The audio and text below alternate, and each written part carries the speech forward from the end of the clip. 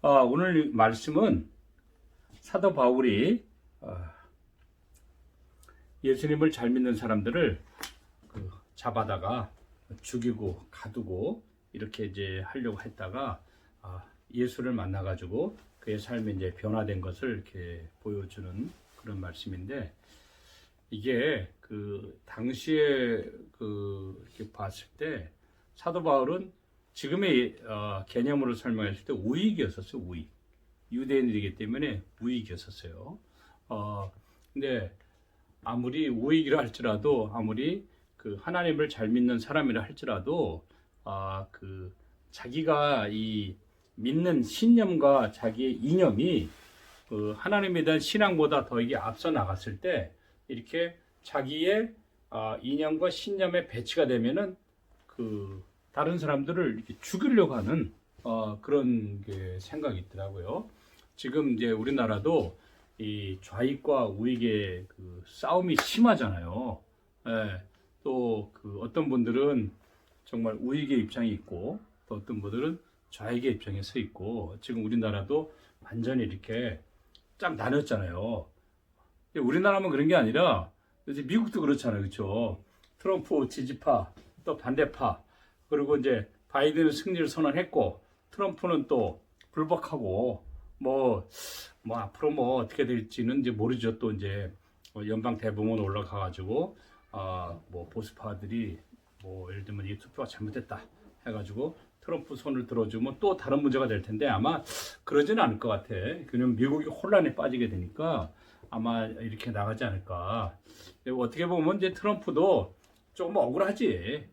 투표 당일날 투표만 계산해야 되는데 우편을 하니까 이게 믿을 수 없다. 처음부터 자기가 그렇게 얘기를 했잖아요. 아니나 다를로 이제 트럼프 말대로 됐으니까 당일날 이렇게 우리나라처럼 당일날 와서 투표한 것만 하면은 트럼프가 이기지. 근데 트럼프도 보면 이제 억울하지.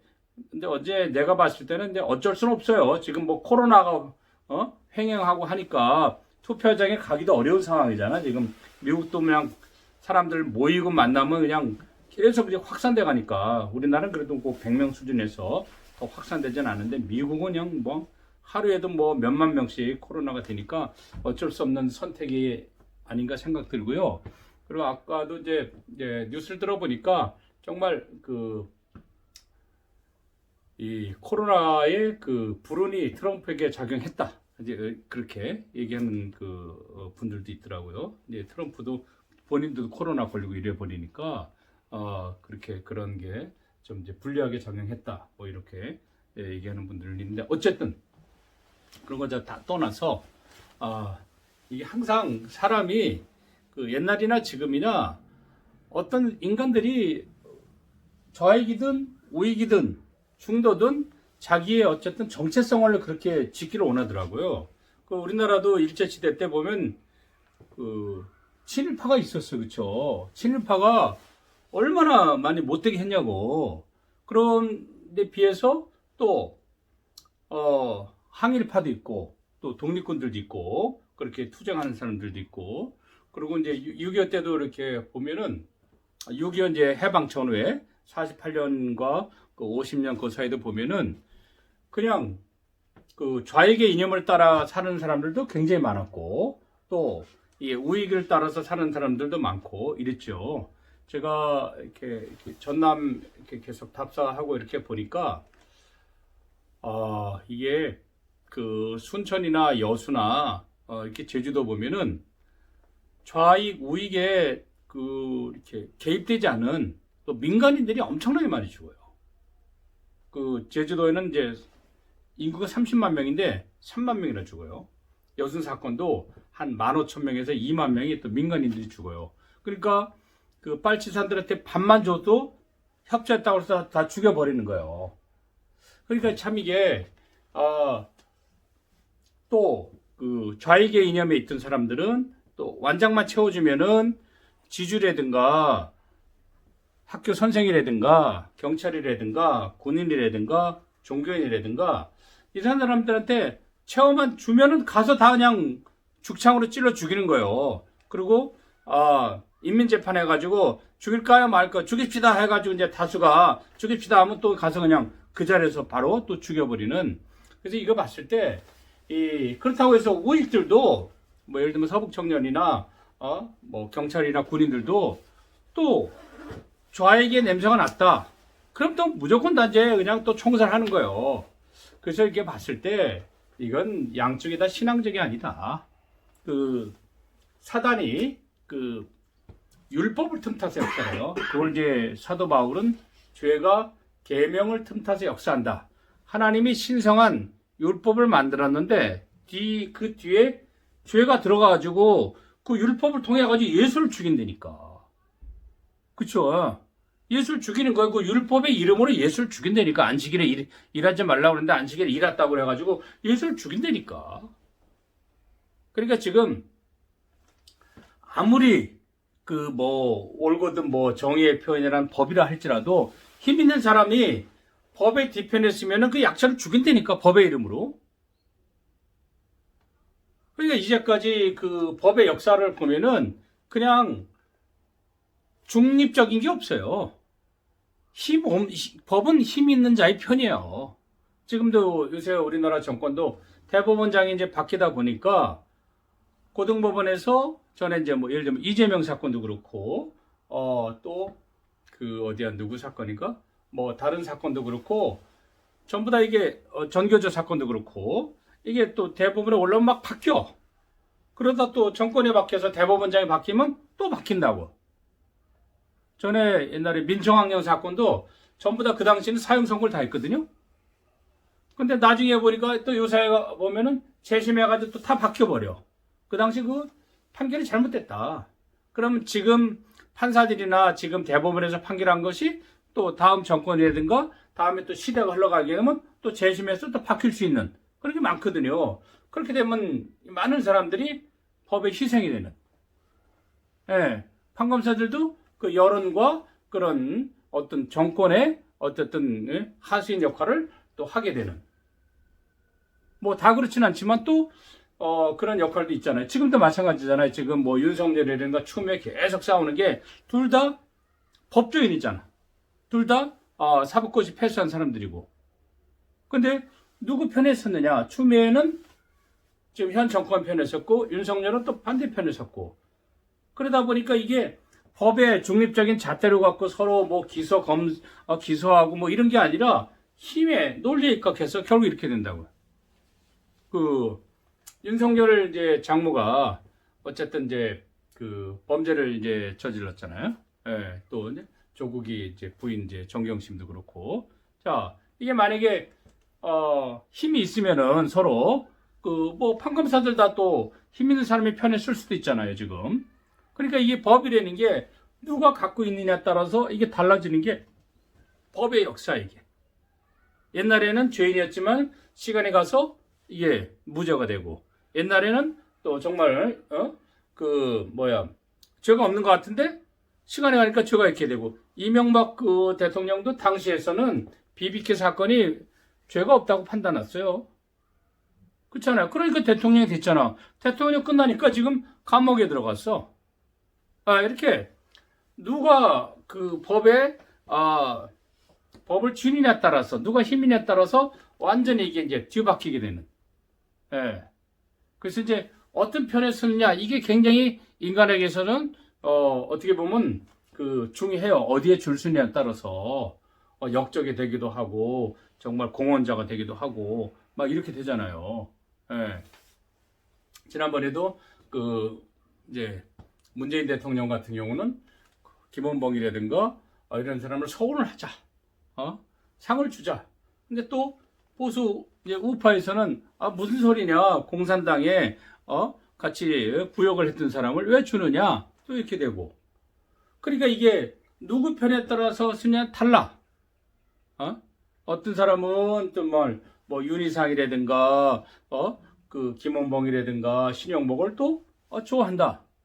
이런 문 대통령 같은 이분들 괜찮다. 근데 또 우파에서는 반대하고 이게 서로 이게 다 다른 거지. 신앙인들도 마찬가지예요. 지금 그 조금 진보적인 성향을 가지고 있는 사람은 현 정권에 잘한다 이렇게 하고 조금 이제 그 복음적인 이제 성향을 갖고 있는 사람은 이 동성애라든가 이게 잘못됐다. 현 정권이 잘못됐다.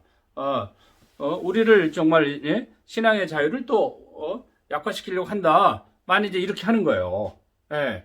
이런 것들은 이제 좀 그 입장이 어떻게 하냐에 따라서 이제 많이 달라지죠. 이제 이런 것들이. 예. 자, 그러면 그게 지금만 그런 게 당시도 이게 예수의 편에 선 많은 민중들도 있고 또 그 같은 하나님이지만은 예수 반대편에 쓴 사람도 있어요.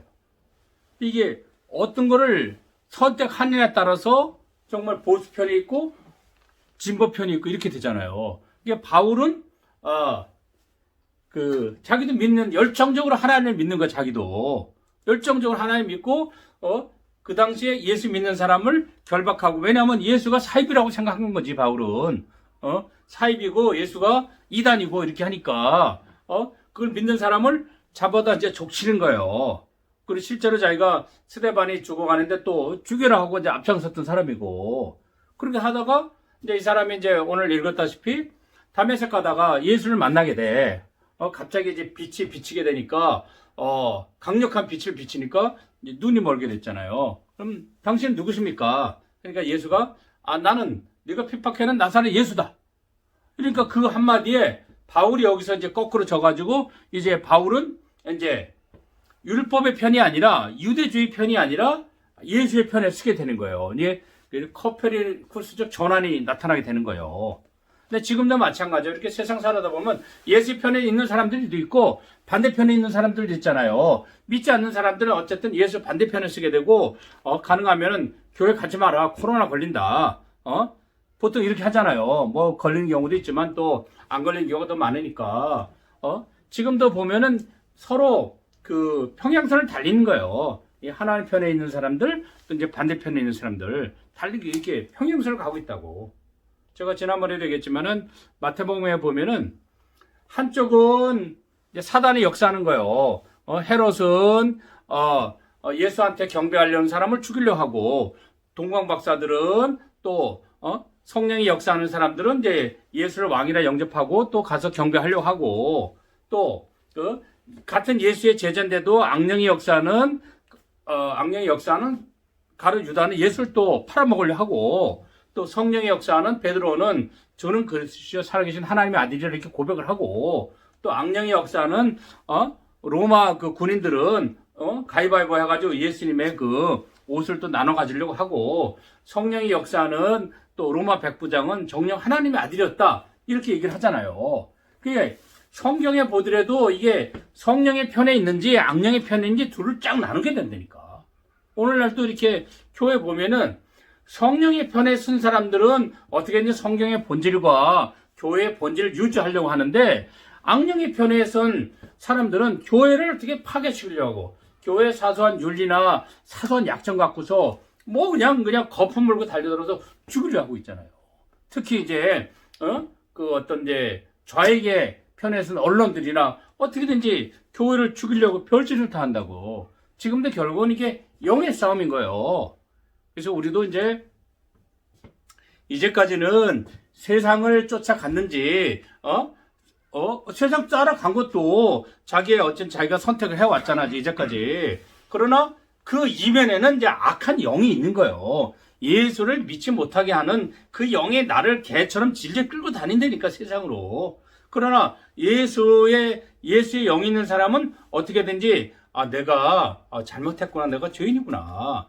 내가 정말 하나님 앞에서 나도 정의를 부르짖지만 결국 나도 또 다른 개혁의 대상이었고 또 나도 하나님 앞에 용서받아야 할 그런 못된 죄를 졌구나. 이렇게 되잖아요.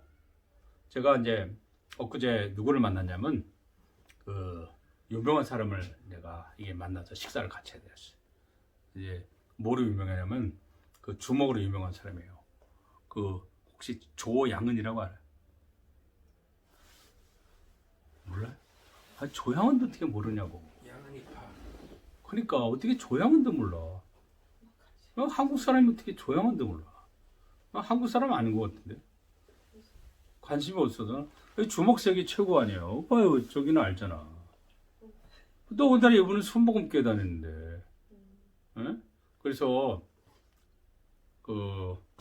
옛날에 영화 이제 보스도 만들었고 우리나라 이제 최고의 그 주먹이죠, 주먹. 근데 뭐 감옥도 오래 살았어요, 이분이. 예? 오래 살았는데 그 내가 옆에서 많이 본 사람 같아. 이렇게 보니까. 그래서 고향이 어디야 물었더니 광주 출신인데. 그래서 혹시 그 조영은 씨 아니세요? 하니까 맞대. 그래서 한번 이제 보기로 했는데 지금은 이번 옛날에는 주목세계 이렇게 살았지만은 지금은 복음을 전하는 신학교도 나오고 복음을 전하는 사역자가 된 거예요. 자기 그 쫄개들 성경 공부도 시키고 이제 정말 그 새롭게 하는 거예요. 완전히 그러니까 이 주목이 정말 예수 믿는 사람으로 이렇게 변한 거예요. 옛날에 그 김태촌 알지? 김태촌도 그 순복음교회 다니면서 이 사람이 그 이렇게 거기도 주목이었는데 그 예수를 믿게 돼가지고 감옥에 암이 걸렸어도 감옥에 있으면서 많은 사람들을 정말 도와주고 서비스하고 복음을 전하고 이렇게 살다가 이렇게 이제 결국은 암으로 죽었는데 그렇게 이제 삶을 마친 거예요. 그러니까 이제까지는 주목세계 살다 보면은 이게 나쁜 이 세상의 영이 그 사람을 이제 개처럼 끌고 다니는 거예요. 그러나 늦게라도 나이 들어서 정말 성령이 역사하면 이제 예수한테 끌려가지고 가는 거예요. 그쪽으로 예배를 드리고 어려울 때마다 기도하고 또 성경을 읽고 가능하면 또 용서하려고 하고 가능하면은 내 뜻과 내 경험을 안 하고 하나님의 경험과 하나님의 의지와 그런 하나님의 정신대로 살려고 노력을 하게 된다니까. 그렇잖아. 이게 일단은 삶의 기준이 달라지는 거예요. 그러니까 이게 나를 따라다니는 영이 악한 영인지 나라와 함께하는 영이 성령인지 이렇게 따라 달라진다니까. 바울도 우익이었다니까. 우익인데 뭐예요? 사람을 죽인다니까. 그렇잖아요. 특히 예수를 믿고 따라다니는 사람을 죽이는 데 앞장서는 거예요. 자, 바울이 왜 스데반이 자기한테 뭐 손을 끼쳤냐고. 왜 바울이 스데반을 죽이는데 앞장서냐고. 돌로 죽이는데. 그렇잖아. 그렇게 할 이유가 전혀 없어. 스데반이 뭐 돈을 꿨어. 뭐 바울한테 욕을 했어. 없다니까. 단지 예수를 믿고 예수를 의존한다는 거 갖고 가서 죽이는 거예요. 자기랑 상관이 없어. 왜? 아무리 우익이라 할지라도 악령이 들어가면 사람 죽이는 데 앞장쓴다니까. 바울은 우익이잖아. 그래도 자기가 로마 시민권을 가졌지, 가말리엘 문화생이지, 바리새인이지, 얼마나 거룩하고 얼마나 좀 양심적이고 윤리적이냐고. 바울 윤리적이잖아. 그렇잖아요. 저 지난번에 터키 갔는데 터키는 이슬람 사회잖아. 그러니까 술집이 없어. 뭐 나이트클럽도 없어. 사람들이 얼마나 깨끗한데. 거기 뭐 이런 음식이나 이런 것도 있잖아요. 굉장히 잘 만들어. 아주 삶 자체가 경건해. 우리나라는 그래도 자본주의 사회니까 정말 밥 문화가 있잖아. 노래방 문화도 있고 술 문화도 있고 정말 우리는 퇴폐 문화가 있잖아. 미국도 가면 많이 있어요. 근데 이슬람 그게 없다니까. 없어. 굉장히 깨끗해요. 그리고 밤 대여섯시 되면 어떻게 노냐 했더니 그냥 술집 있잖아. 술도 흥청망청 안 먹어. 가서 한두 잔 먹고 그냥 거기서 얘기하고 이게 그들의 노예 문화예요. 그리고 뭐 축구 같은 거 스포츠나 하고 여자도 뭐 이거 뭐 쓰고 다니고 그러잖아. 굉장히 경건하게 산다니까. 근데 뭐예요? 경건하게 살면 뭐하냐고. 요번에 이슬람이 다 그런 건 아니지만 프랑스 같은 경우 아니 교회에서 기도하는 그 할머니를 왜 죽이냐고. 그 할머니가 자기한테 뭐 했냐고. 이게 이 악한 영들은 전부 다 이 죽이는 쪽으로 가더라고. 근데 예수의 영은 어떻게 살리는 쪽으로 가는 거예요. 그쵸? 살리는 쪽으로 간다니까. 자, 뭐 공산주의 우리 다 같이 나누고 얼마나 좋아. 무상분배 뭐 얼마나 좋아. 다 똑같이 나누고 국가가 다 먹을 거 입을 거 학교 다 보내주고 지금 러시아 그렇게 한다니까. 북한도 북한 탈북자들 얘기 들어보니까 요새는 잘 안 온대, 탈북자들이. 그 왜 그래 그랬더니 북한이 조금 살게 됐대. 북한도 이렇게 사진을 보니까 옛날에 뭐 초가집 거지 같은 집이 아니라 많이 개량됐더라고. 북한도 이렇게 보니까. 그래서 근데 좀 먹고 살만하니까 그냥 어쨌든 뭐 열악하지만 병원 뭐 학교 국가가 다 대주니까 세금이 없어서 좋대네 거기는. 제가 이제 어떤 뭐 이제 이게 이 환전하는 분인데 돈을 잘 벌었대, 탈북자인데 자기는 여기 괜히 왔대. 그냥 그 친척이 가자고 해서 왔는데 자기는 북한에 있을 때 더 잘 살았대 자기는. 한국에 오니까 세금 때문에 못 살겠대. 근데 실제로 우리나라가 세금이 서구에 비하면 작은 거야. 되게 적은 거예요. 어쨌든 세금이 있잖아 많이. 그것 때문에 못 살겠대. 자, 공산주의도 조금 낮았어. 근데 봐봐요. 중국이나 근데 러시아나 이렇게 보면은 그래도 지난번에 홍콩 그 제압하는 거 봐 중국. 그래도 공산주의야. 얘네들은 마음에 안 맞으면 다 그냥 총으로 쏜다니까. 코로나 때도 막 그냥 총 탁탁탁 막 쏘고 다니더라고. 러시아도 봐. 스탈린이 2천만 명을 죽여요. 6.25 때 김일성이 쳐들어 내려가지고 양쪽에 합쳐가지고 200만 명이 죽어. 북한 애들이 물론 더 많이 죽어. 200만 명이 죽어. 자, 그러면은 누가 먼저 쳐들었냔 말이에요. 공산화 하려고 온 거 아니야. 공산화 하면 좋다. 사람을 왜 죽이냐고. 자, 옛날에 그 좌익들이 내려와서 완장 채워주면 자기를 모셨던 그 지주들 있잖아. 주인을 죽인다니까. 여중생 애들도 이게 뭐야 그 축창 들고 다니면서 막 죽여. 그 영광 뭐 야월교회 염산교회 애들 보면 전부 다 공산당이 죽인 게 아니라 좌익들이 죽인다니까. 같은 민족들이. 신안에 뭐 문준경 전도사나 공산당이 죽인 게 아니라 좌익이 죽인 거. 우리 같은 그 마을 사람들이 완장단 마을 사람들이 죽인 거예요. 자, 봐. 근데 기독교인들은 안 죽이잖아. 광주라든가 여수라든가 미국 사람들이 미국 선교사들이 의료 선교사들이 와가지고 병원을 만들어서 문둥병자를 수만 명을 고쳐준다니까. 자, 왜? 예수의 영혼을 갖고 있는 사람들 살린다니까. 그렇죠? 언론도 마찬가지야. 예수의 영이 있으면 교회도 조금 단점이 있고 그러면 살리지. 조금 뭐 단점이 있으면 뭐 세습이니 뭐 해가지고 그냥 뭐 공중파까지 그냥 폭격을 해가지고 한 교회를 박살내려고 하잖아요. 이게 신앙인이냐고. 이거는 성령의 역사가 아니지. 뭐 윤리 갖고서 뭐 어쩌고저쩌고. 그런 사울도 똑같아. 바울도 스데반이 죽인 것과는 뭐가 다르냐고. 그렇잖아요. 이제 손양원 목사님은 봐. 좌익들이 죽이는데 자기 아들을 그 아들 사형 나중에 국군들이 내려와가지고 9.18 수복되니까 인천 상륙작전 내려오잖아. 그러니까 왜냐면 잡아가지고 죽이려고 했는데 죽이지 말아라. 막 그냥 손양원 목사님 달려가서 내가 죽이지 말아라. 내 아들 삼겠다. 그래가지고 안 죽여서 아들 삼잖아. 근데 그 손양원 목사님 딸은 안 죽었거든. 딸이 그러더라고. 아니 그 용서해주고 다 좋은데 왜 아들 삼냐 이거야. 그걸 어떻게 해. 우리 친오빠를 죽인 사람은 어떻게 내가 오빠를 모시고 사냐 이거야. 그게 힘들었다고 하더라고. 그 목사님 쉽겠어요 어렵겠어요? 어렵지. 그치. 그 쉽지 않은 거예요. 근데 어쨌든 뭐냐면 기독교인들의 용서와 화해 정신이 있으니까 살리잖아. 그쵸? 그래 죽이는 거는 잘못됐다. 오늘날도 봐요. 어떻게든지 기독교 정신을 죽이려고 얼마나 그 언론들이 난리치냐고. 이거는 성령의 역사가 아니잖아. 단점 없는 사람이 어딨냐고. 어떻게든지 살리고 안정되고 이렇게 해야지.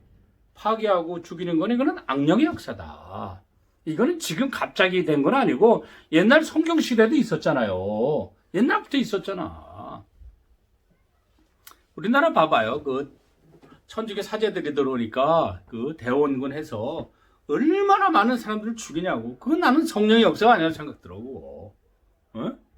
성령의 역사가 아니에요.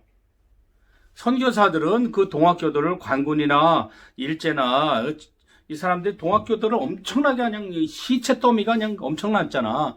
근데 선교사들은 그들을 몰래 자기 집에 숨겨주고 그리고 또 하와이 사탕수수 그 배를 타라. 가서 미국 가서 살아라. 이렇게 한다니까. 어떻게 이제 살려줘야 되잖아. 이게 되게 죽이는 거는 잘못됐다. 서로 단점이 있고 서로 약한 면이 있어도 우리는 살려야 되지 않느냐. 그쵸? 그러니까 바울이 예수의 영을 만나게 되니까 그 다음부터는 어떻게 해? 자기가 핍박당하고 40에 하나 감한매를 5번 받고 그리고 감옥에 들어가 하더라도 바울은 늘 사람을 살리기 위해서 편지를 쓰잖아요. 편지 쓴 게 그게 전부 다 어떻게 됐어? 편지 쓴 게 성경이 됐잖아. 사람을 살리기 위한 성경이 됐잖아요. 왜 바울이 우리가 그렇잖아. 어려울 때 바울이 쓴 편지 보고 우리가 얼마나 은혜를 받아 안 받아? 은혜 받죠, 그렇죠? 네, 바울이 쓴 편지 보고 우리 심령이 살아나잖아. 때에 따라서는 정말 우리의 육신도 복을 받을 수가 있거든.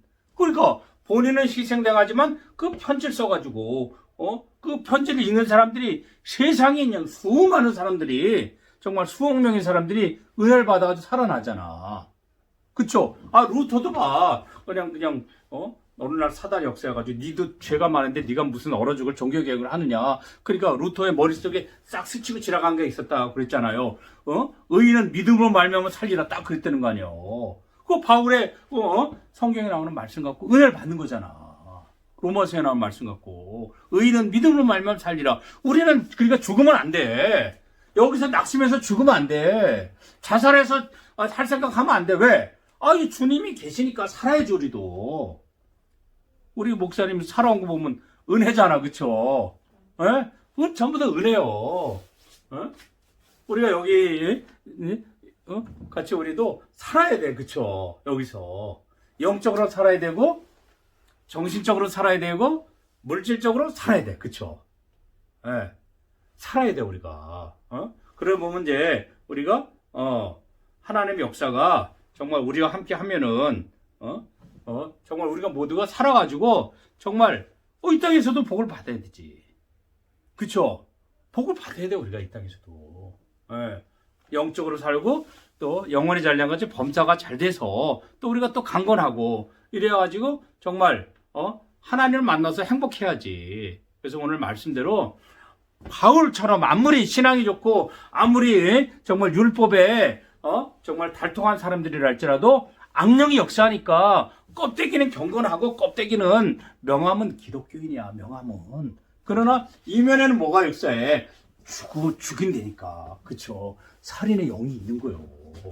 그래서 우리는 여기서 이제는 껍데기는 좀 우리가 누추하고 하더라도 이면에서는 예수가 있어서 남을 살리고 또 나도 사는 그런 우리가 됩시다. 기도하겠습니다.